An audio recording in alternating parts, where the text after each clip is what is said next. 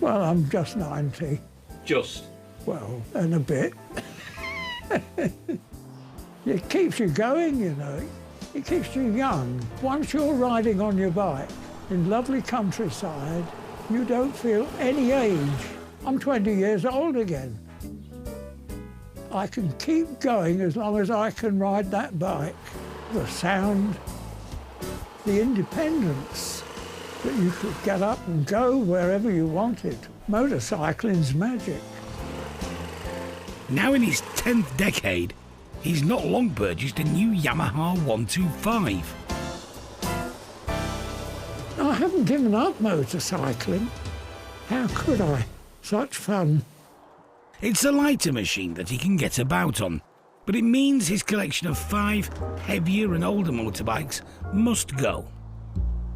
Some of them have had over 30 years. That's ownership, isn't it? Alf's been riding the roads for the best part of 80 years. I've been around a long time, and I've had many different motorcycles. Some you keep for a short while, and others you keep for years. Now he's selling a bevy of aerial motorbikes. The oldest is a 1929 Model F. I've had this only about 4 years. I saw it advertised, all done up. Very expensive, of course, but I thought, you only live once. And since then, I put new exhaust pipes on it and various modifications to get it as it should be. Also in the pack, there's an aerial Red Hunter 250 from 1934, and the same model from 1952.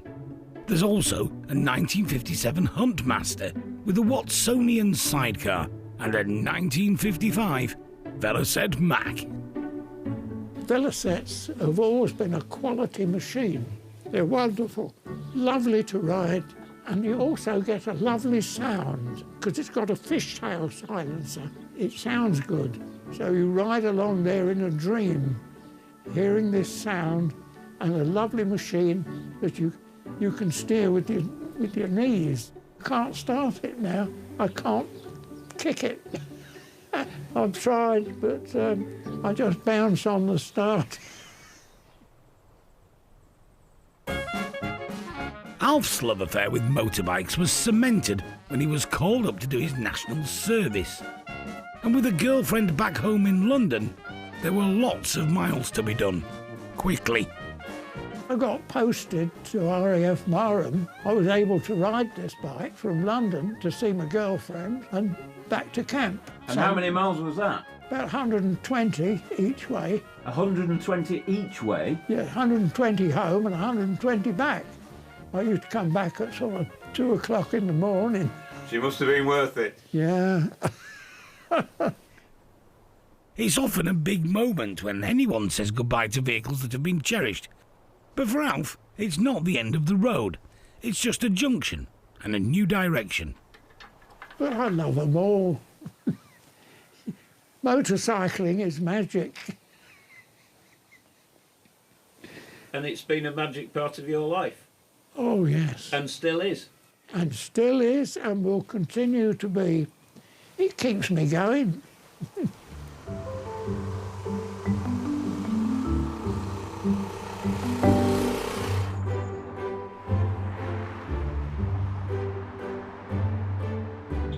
Derek's arrived in the East Midlands to collect Alf Munting's impressive haul of British motorbikes. Hope he's got kettle on, as our Alf. Oh, gasping cup of tea. Digestives. Lovely. Looking forward to it. Where is he? Oh, he's got a nice selection of bikes here, hasn't he? He's keeping this one, Derek? Yeah, there's a bonny little bike for him, isn't it? Electric start, can't go wrong. Oh, heavens, yeah. Now then, how are you? Well, glad to meet you. Glad to meet you. I've just had a quick preview of the bikes. They look lovely, don't they? Having lost my wife 18 months ago, I don't need a sidecar. No, of course you don't. Mind you, I've loved riding with a sidecar. There's also a host of other aerials and a 1955 Velocette. And why the Velo then? What's, you know, you've drifted off course here, haven't you, or something? What's happened? Oh, I've always liked Velocette. They're a well-designed, well-made machine, and they're a bit different. They are. Thoroughbred, racing machine. It's a man cave. It's a true man cave. You're at home here, aren't you? Yeah, it's great, isn't it? Is that the sort of stuff that you've accumulated over the years, just in case? Yes. And the worst thing of all, not only do you buy them just in case, you keep them just in case. Do you want a petrol tack? Look at all them, look. Yeah, well, you never know when you might need one, you see, Alf. Dear, that's the thing. So, it's a bit like spark plugs. I bet you're like me, you can't throw a spark plug away, can you? Here we go, here we go. They are, look. What have you found, Derek? Spark plugs. Alf would have took these out just after the war, and here they still are, look. Hey, look at her. That's an aeroplane plug. Yeah, I know, I've seen them before. Oh, crumbs. Airspeed Oxford. Is that what it is, mate? Why do you need an aeroplane plug? Just in case, or...? You never know, do you? Well, You might get aeroplane. You just don't know, do you? You never know, mate, do you? Lovely old boy, isn't he? Just true British bits of kit, a bit of icons, aren't they, really? I mean, true British engineering. All them bikes there lived a life. Them bikes ain't been mollycoddled. They've been used over the years. Nice one.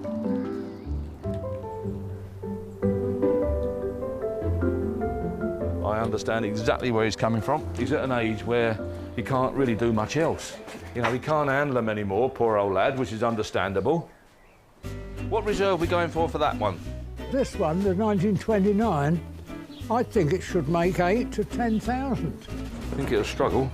You'll have to do what you can. I'm not asking for miracles. No, I know you're not. The Red Hunter, 6 to 8, on a good day. The Velocette, 4 to 5,000. Could make more. The 1953 Red Hunter, I put 4 to 5,000. I think that's possible. Yeah. The Huntmaster with sidecar, 3.5 to 4, because it is a bit rough, isn't it? Do you think it feels undignified? Having gone in and out of this place 1,000 times, it's now going out on a stretcher. I know, on a stretcher. You've done exactly the right thing, without a doubt.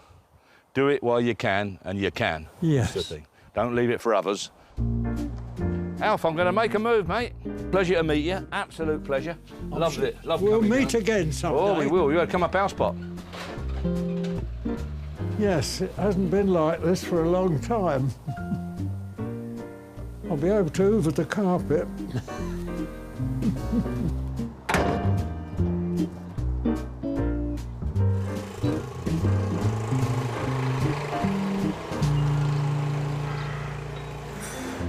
For every vehicle that goes out, a truckload more seems to arrive. The latest to land, Alf Munting's motorbikes. It's all right, mate. I've got it, don't worry. Thankfully, the Matthewson's crack unloading team is on it. How heavy is this thing? It's a man's bike, Rennie. I don't know if you're making it better or worse, to be honest, Ren. I'll lift it. Must be in gear, is it? Whoa! Sorry. Yeah.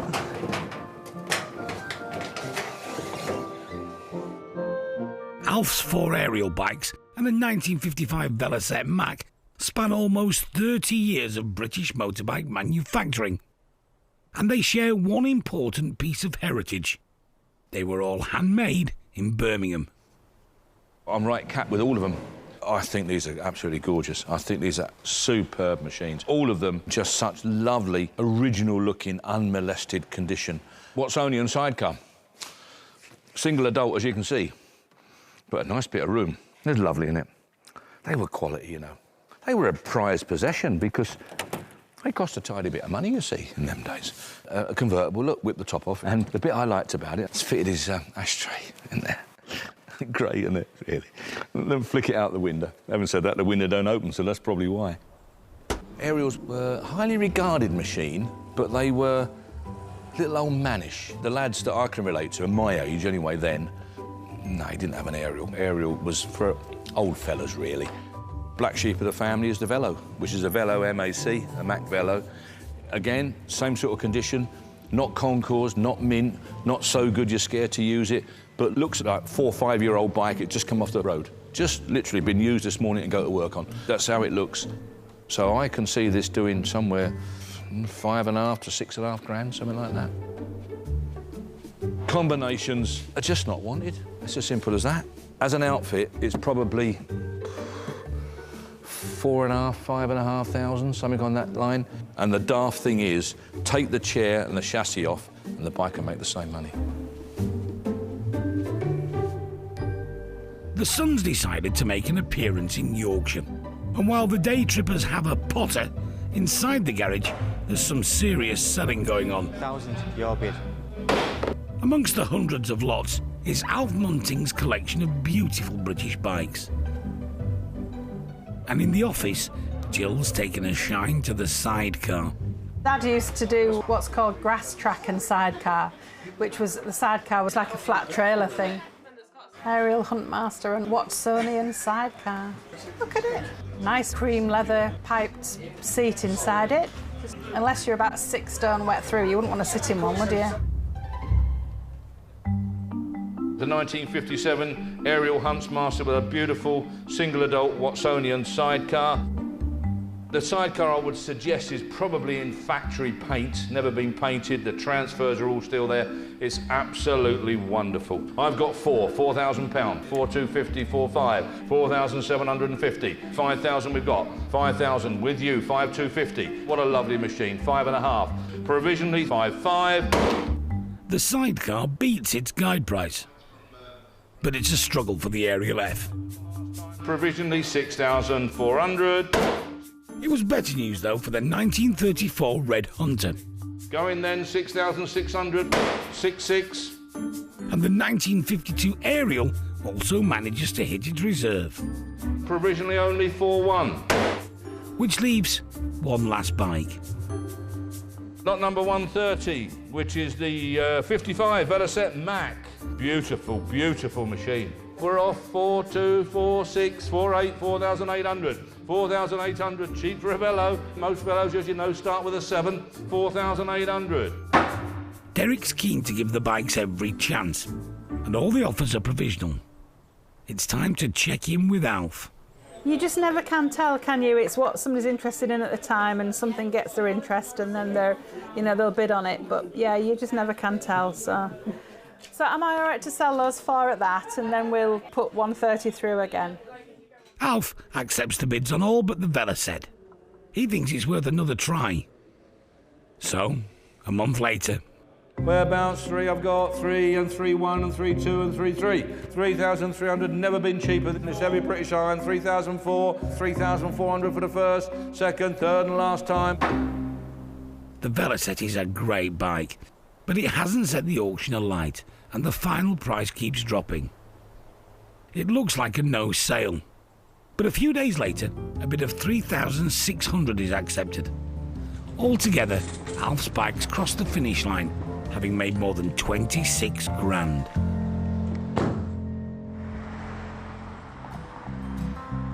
It's a sunny but sub-zero day on Tyneside. At least there's no fog. 91-year-old Alf Munting's treasured Velocette has found its new home in Newcastle.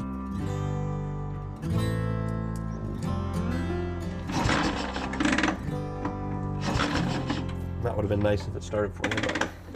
New owner Callum Cove won't be going for a spin today, but the cold hasn't dampened his love for his recent purchase.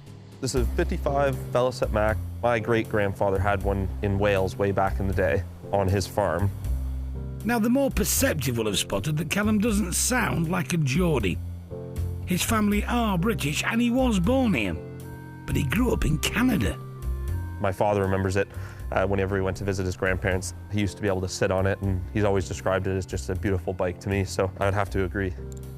Yeah, so this is the iconic Velocette fishtail exhaust. I just think it's beautiful, B, it sounds great, and when you first fire it up after a cold start like today, when the smoke's coming out the back, it just looks awesome.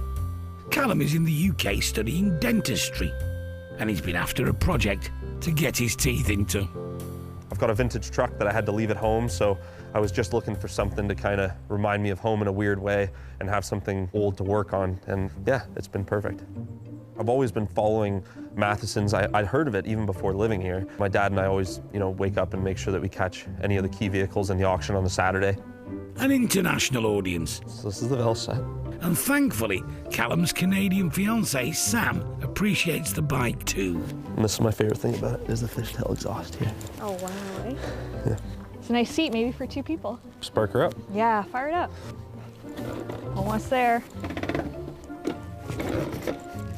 Doesn't like me today.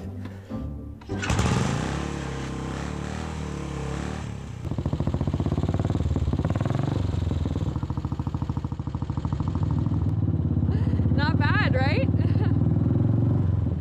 Love that sound. My dad has a bike shop back home in Canada, has always loved motorcycles, so I did grow up around it. Rode dirt bikes when I was younger, but in regards to vintage bikes, that was more so when I met Callum and his family. They have a love for vintage anything, really. Anything that goes fast is good with me. I'm looking forward to taking the bike out in the spring for sure. My fiance and I have kind of fallen in love with the UK, so I'm not 100% sure when we'll be going back, but if we make it back to Canada, I think I will end up bringing the bike with me. It's got to come. I don't think I'll be able to part with it.